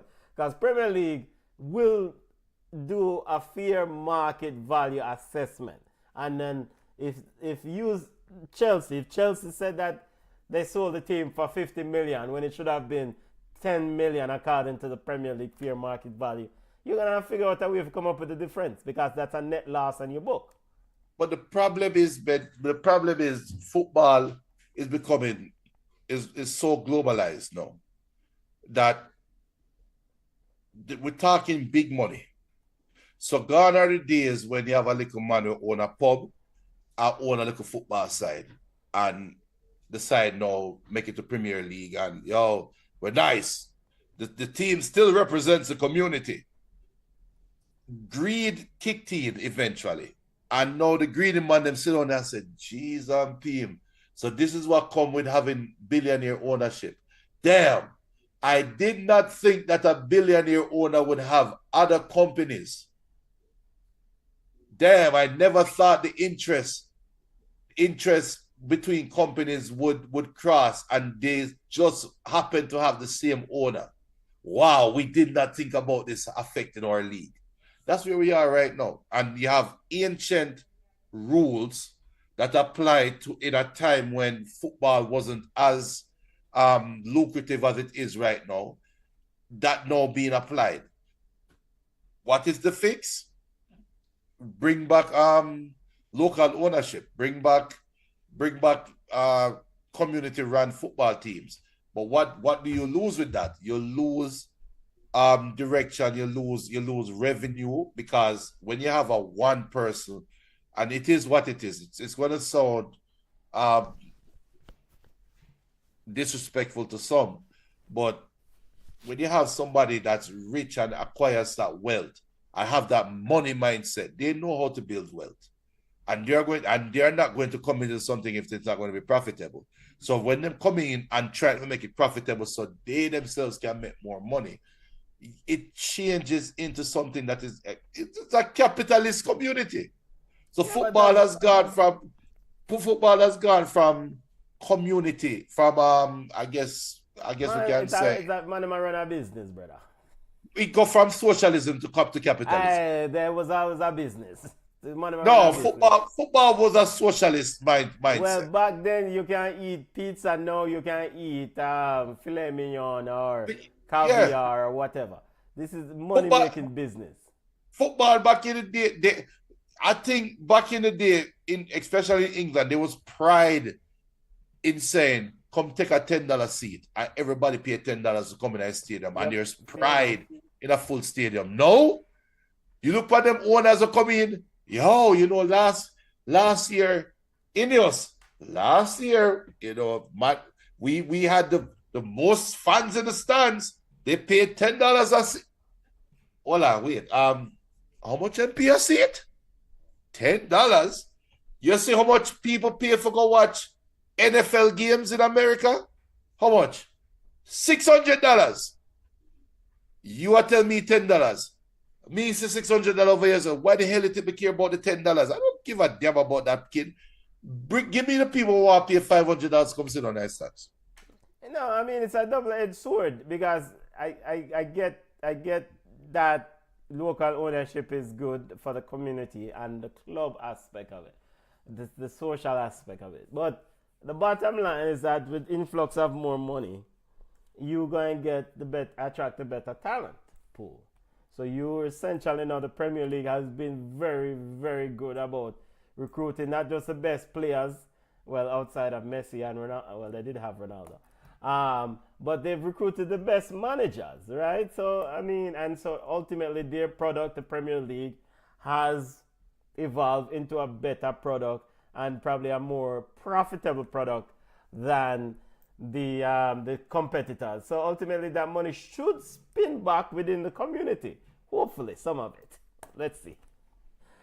Yo, I hope Chelsea get a nice ban if they are guilty of this. And that's my, big up yourself, come on. But that is my perspective. Because it's not like Chelsea don't know the rules. They know the rules. Just like Man City or any club that break the rules. Allegedly break the rules. They know the rules. Just like Man United, if you break the rules, same thing for each. Same thing for each. Quickly, family, Champions League games coming up this week. Quarterfinals on our doorstep, family. Big football games. Bayern Munich versus Inter on Tuesday at 3 p.m. Arsenal versus Real Madrid Tuesday at 3 p.m. Wednesday at 3 p.m. Dortmund versus Barcelona. Aston Villa versus PSG Wednesday at 3 p.m. Arsenal has the blueprint or the script to beat Real Madrid. Here's why. Valencia defeated Real Madrid this weekend. Watch the Valencia game again. That was a shock victory for Valencia over Real Madrid. And they also pushed Real Madrid to the edge in the first game in La Liga between these two teams. Now, that being said, can Mikel Arteta and company replicate what Valencia did? Mokhtar Diaby and company did. You asking me? Is that a serious question you're asking me? Yeah, I mean, Carlos Cumaran, the Valencia manager, is not a big manager as Mikel Arteta. Valencia don't have a big side as Mikel Arteta's Arsenal squad. So why Arsenal can't beat Real Madrid over these two legs?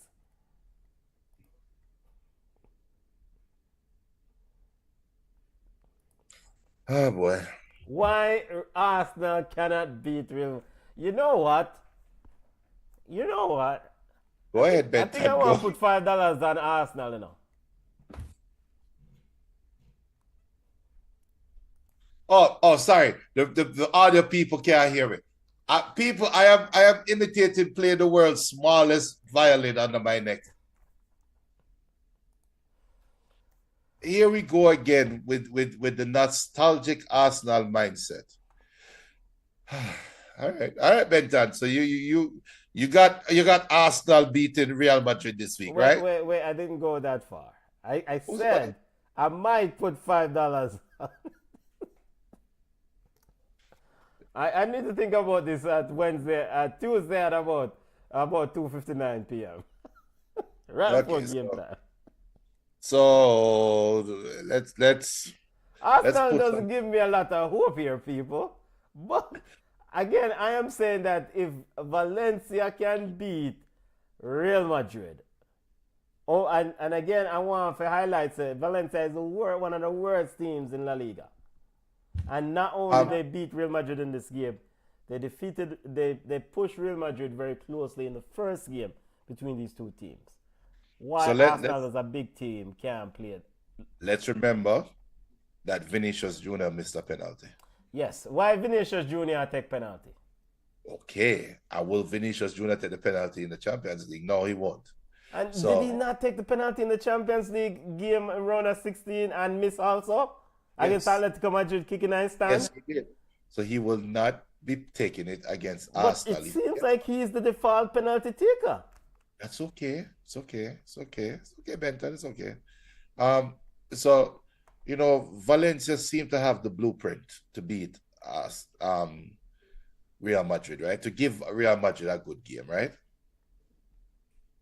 And you asked, yes, you said rightfully so, that Valencia have Arteta is a bigger coach. And Arsenal have better players than Valencia, right? Everton has also shown the blueprint of how to stifle Arsenal and give Arsenal a good game, right? Oh, but what we're going to say, Real Madrid don't have better players than Everton? Oh, yeah, wait. But Everton didn't beat Arsenal. Wait. Carlo Ancelotti, he does have Everton on the CV as well, ironically. So, wow. Arsenal. Yeah, you go put $5 on Arsenal. Okay, all right, cool. You know, if I wanted to kill somebody, I can go to a bullpen and say, look, I will bet you $100,000 right. Whatever it takes to make you do this bet tag, I'll bet you $100 right now. I'm going to this pen and I'm going to slap that bull on the ass. And I'm going to bet that you can't do it after me do it. And Valencia look for Arsenal and said, Arsenal, you want to take the bet? Arsenal said, you know, yes, show me and I will put my $5 on Arsenal. If you, Valencia, show me how Arsenal can beat Real Madrid. Valencia said, okay, sure. I slap the move on the body and run out. I said, come Arsenal, your turn. Go in the pen, Arsenal. 4 days later, Arsenal, in a competition that Real Madrid owns, you go in the pen and go slap the ball on the Arsenal. Let me see what going to happen. Hey, look, if Arsenal want to stomp with the big boys and want to be in the big league, I want to be considered a big club, like Arsenal fans want them to be. These nights like these against Real Madrid, a team that, you're not afraid of the boy, you don't play against the shirt, you're Arsenal Football Club. You've got soccer back. Real Madrid is worried about speed on the wing. Utilize your speed on the wing and play them. Vinicius Jr. will be over there sulking about this, that, and the other. Utilize your team unity and collectiveness and beat Real Madrid. With that being said, I don't see how Arsenal win this football game. Thank you. That's all I have to say. Jesus. But I won't just dismiss Arsenal, though. Nobody will dismiss Arsenal. No, I won't dismiss them either. They have the quality to do it. But I won't bet on them. Because Real Madrid is an imperfect outfit. And it's an imperfect outfit from the vantage point is that there's still a lot of ego in this football club. And some players, Vinicius Jr. included, need to humble themselves to make this thing achieve its full potential. Vinicius Jr. got jeered by Real Madrid fans during this game. Why is Vinicius Jr. still taking penalties? He needs to humble himself, like I said, but we'll see. Look, Real Madrid not winning the Champions League this year. Eventually, they're going to get caught. The chances of them winning the Champions League this year, to me, is slim to none. It really is. I don't think they're winning the Champions League this year. Is Arsenal the team to do it? Time will tell. I doubt it, but time will tell. Bayern Munich versus Inter. It should be a good game. To me, that's the best round at the time. Best games at the time.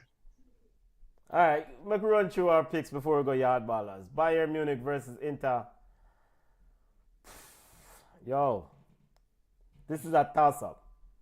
This football game is an absolute toss-up. First leg. In Germany.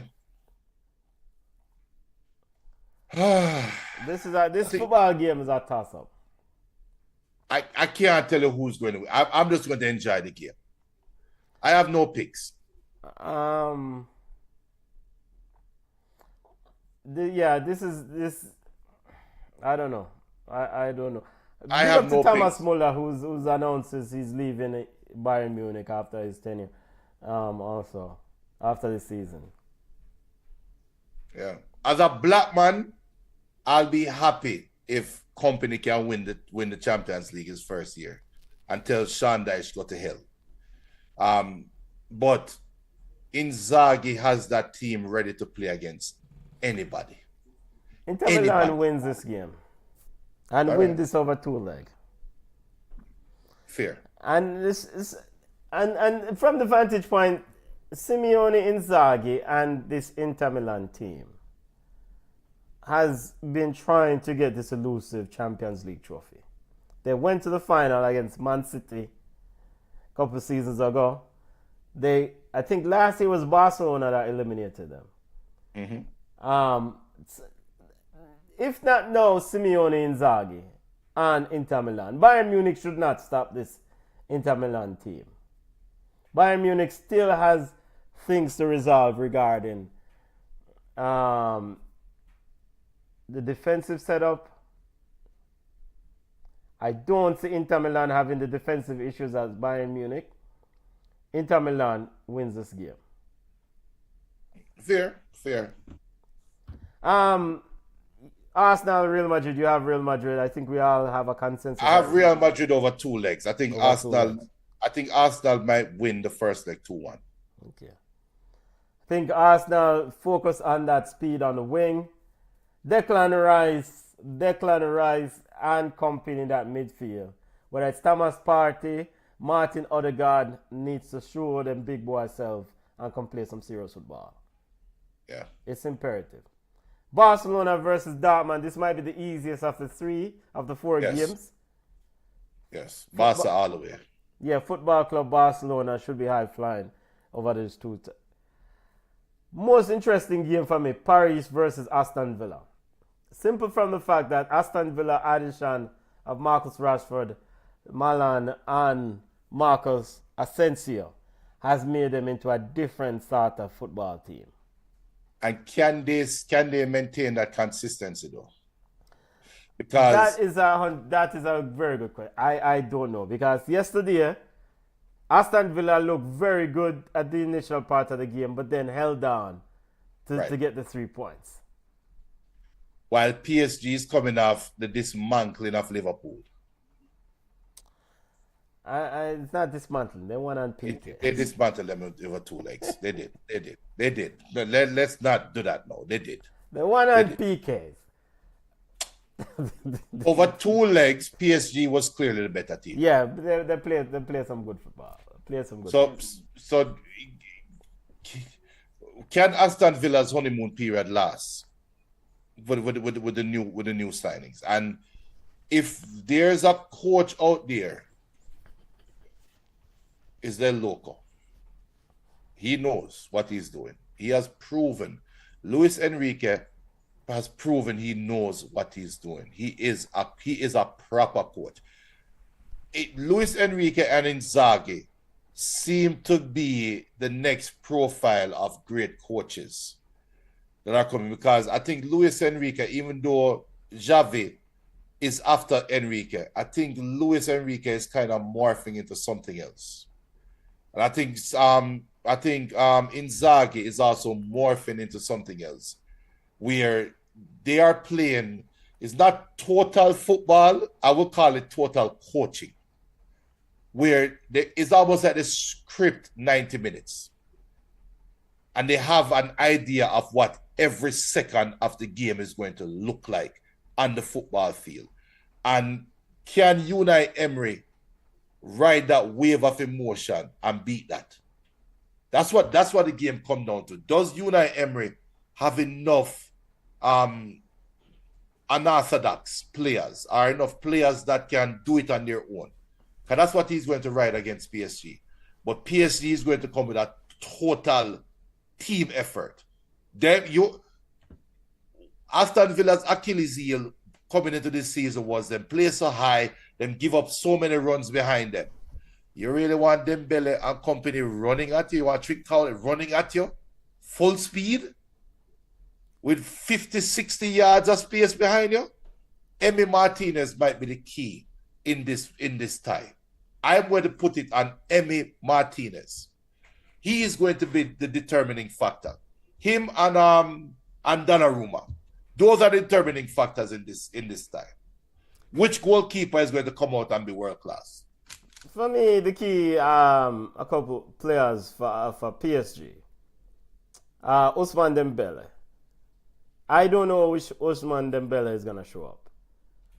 In the sense of Ousmane Dembele will get chances, will get behind, but he's sometimes just wasteful. So if wasteful Ousmane Dembele shows up, granted Ousmane Dembele has been playing some good football of late, and PSG fans hopes that PSG fans hope that Ousmane Dembele is the one that shows up over these two legs. Because if the other Ousmane Dembele shows up, dog them supper. So for PSG, Ousmane Dembele and the midfielder, the Portuguese midfielder, Trincao? Not Trincao. Not Trincao. What name? I'm slipping on his the little small brother though. Yes, I know you're talking. yes. Petinia, yeah. I think is Vitinha. Petinia, yeah. Vitinha. To me, those are the keys for those two players are keys, are critical for PSG. Yeah. PSG can win the Champions League. To be honest with you. Yes. I don't have the same sort of assessment of Aston Villa. So it's like this may be where the luck runs out.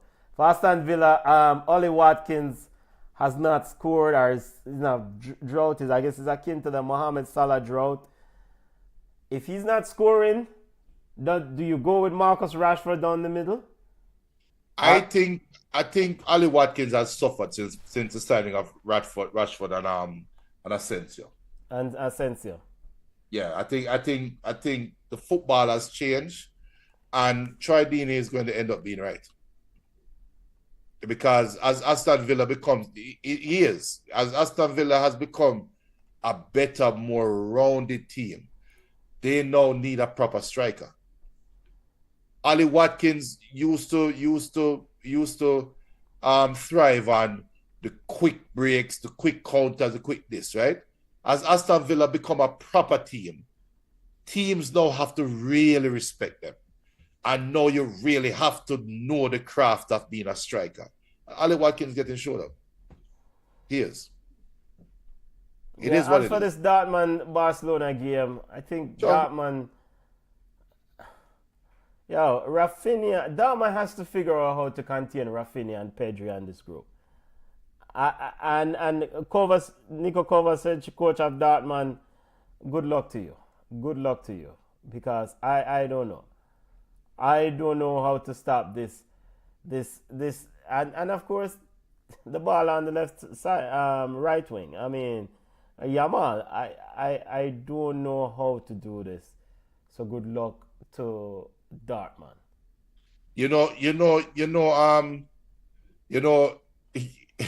The scariest part about Barca is you call two ballers there before Lamine Yamal. And that is the scariest part of Barca this in the Champions League this year, is what Hansi Flick has done is converted Barcelona into a proper football team. You weren't being slight, you're not being slight or you're not being disrespectful by not calling Lamine Yamal's name third. What you have done is highlighted how Yamal now gone back into a respectable position amongst a side, a real side, where we're not a Fandangles team, we're not a hype team, we are a proper football team. So a little 17-year-old kid is going to be a 17-year-old kid. You are a wonder kid, yes, but you're just a kid. That's what Hansi Flick has created. And look, I think my boy that before, what's his name? That the coach said before. Yeah, Xavi.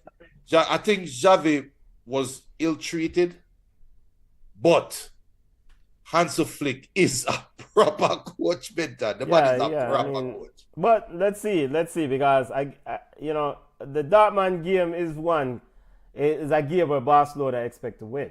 But Yes. the real examination of Hansi Flick and Football Club Barcelona is Champions League trophy. Can they win the Champions League trophy? And so, if they run into Inter Milan or Bayern Munich, which is that side of the draw, let's see how that assessment play. But they have to get past Dortmund first. And good luck to Niko Kovacic and this Dortmund.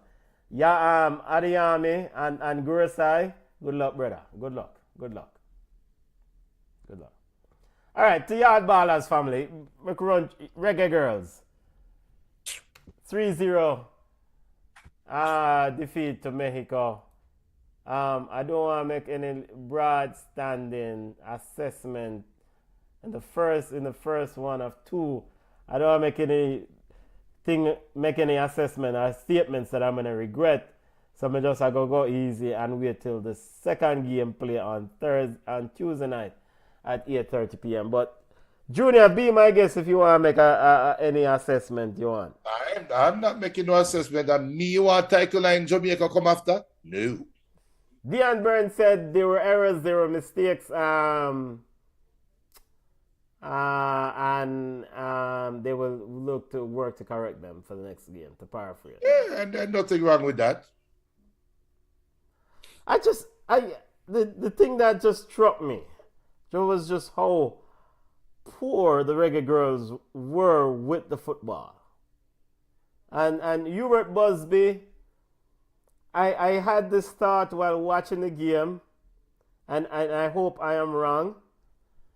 I just hope Hubert Busby and the coaches of the Hugh Minz's coaching tree are not trying to replicate 2019 all over again.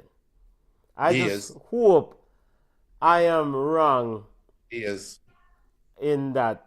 Yeah, man, you need to come up with your own thing. And or not a man, but not the woman too. You come up with your own thing. As an individual. And get to me. Come up with your own thing.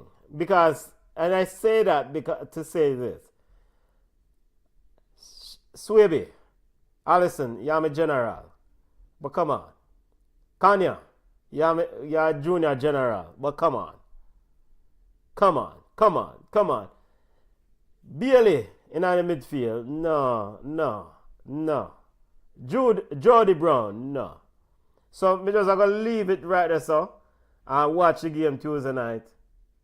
Me not do not watch along because if the next fix up again, me not cost no cloud, no watch along. All right. But kudos to Mexico. They played some good football. And I think it's also a testament how the Mexican League has been producing players. Very, very position heavy football. Pass and that why it's right there says the key. Jamaica was successful to 2 World Cups by playing remedial, simple football. They are trying to create a style in no time. That's the problem.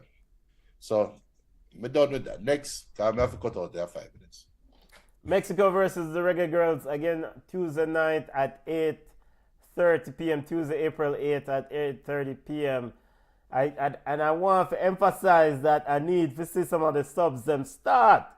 I want goalkeeper Rebecca Spencer rub the bench.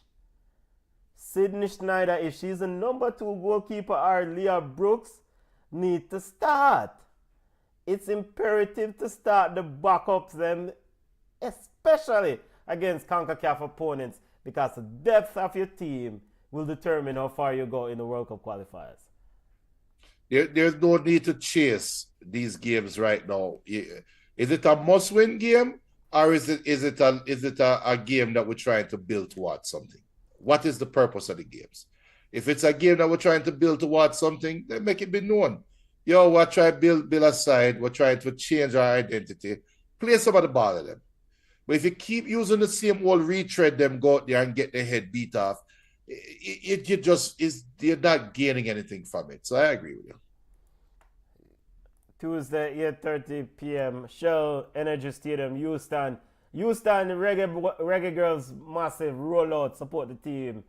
Very, very, very, very good when the fans them roll out and support the team. Saw a few people in the stand for the game against Kansas City. So big up, big up, big up. Yard people roll out, roll out, roll out.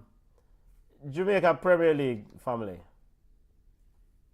pushing for position. Results are in. Well, some results are in. Malines one suffers a 1-0 defeat to Waterhouse. I guess this is probably it for Malines and the relegation thing. Yep. Humble Lion suffers a 1-0 defeat to Portmore. Mount Pleasant fix up Harborview 3-0. Cavalier and Veer United. Phoenix a player. Yo, me know Sir Rudolph Speed and Cavalier want drop a nice one from Veer Phoenix and put a nail in the relegation coffin of Veer Phoenix family.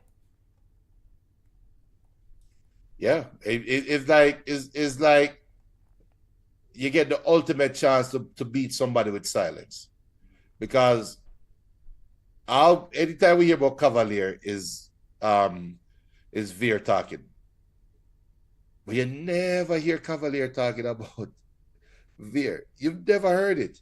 Yeah. This will be the ultimate like finishing move without having to say a word, and it will hurt. It will hurt if Cavalier win this game. They should win the game. Yeah, they should especially being fifth. They should win the game. They need this game. They actually need to win more. They need it. Yeah, because that separate them on the 6th place and separate them from Tivoli and the others who might catch them. Because they need to secure the playoffs. Yeah. So they actually need it more than Veer. Yeah. Because Veer done.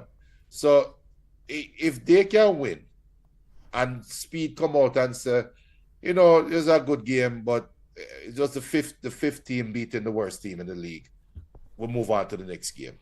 Jesus, please. If I was Speed Blazer, something like that.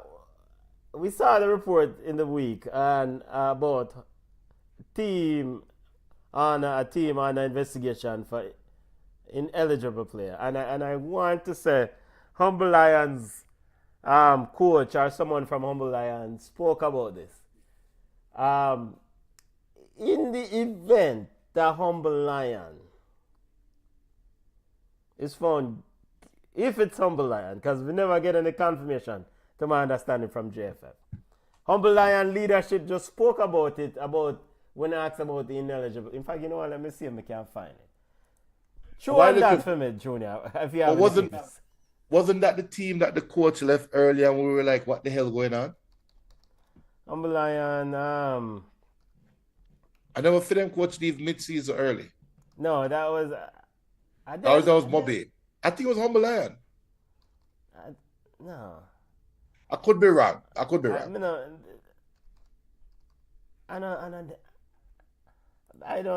remember. But if it would have made sense if it's him. It would make sense. But I would never know. We never know if it's them. But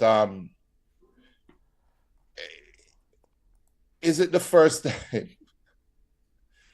And how much points am I lose? I don't know. Is the thing about it. We can't even, if it's them, we can't even say it's them because there's no official word that it's Humble Lion. That is on and it happened to them before, if memory serves me correctly. So it's we don't know, because what if it is even Tyreek Magee? We don't know. What if it's somebody more than high school players them? So we don't know. You know, until we get further information about this one, we'll chop it up, because I'm not seeing anything here. But I know I saw something from Humble Lion leadership in the middle of the week about. In fact, you know, let me see if we can find it. Because we don't really want to promote or say things that's not accurate, of course. Yeah. You know, don't see. We follow up that next week, man. Yeah, man, we have to go look up. We have to go figure out what go on. I've got to ask for sources what go on regarding this situation. But no official. And if Humble Lion, if that is not accurate, then my apologies, Humble Lion. My apologies. I hate that, you know. Yeah. I hate that. Time for go my yard. Long show today. Time for go our yard. But big up to all listeners. Yeah, I'm go on one site and name Jamaica Bomb Sports TV. And I'm a Regin. Monday everywhere. Monday everywhere. And the Jamaican sprinter. Yeah. Yeah, Kerry, I live life.